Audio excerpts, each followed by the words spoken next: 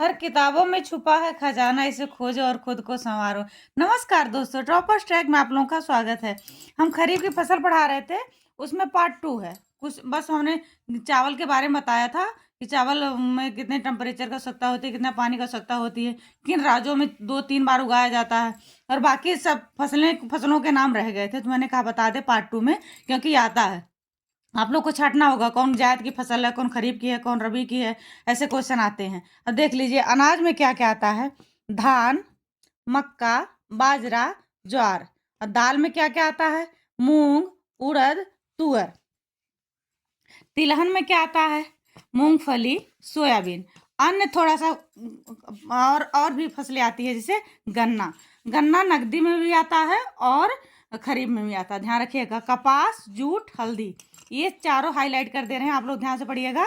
यही कंफ्यूजन करता है कि नकदी फसल है, खरीफ की फसल है, दोनों में आता है, ध्यान रखिएगा। मक्का, अब देख लीजिए, मक्का एक महत्वपूर्ण खरीफ की फसल है। मक्का बार बार आता है, मक्का का पेपर में बार बार आता है। मक्का कौन सी फसल है, तो खरीफ की फसल है। बारहमासी फसल नहीं है, खरीफ की फसल है। बाजरा, यह एक वर्षा वाले क्षेत्रों के लिए उपयुक्त फसल है। ये कम वर्षा, जहाँ कम वर्षा होती है वहीं बाजरा उगाया जाता है।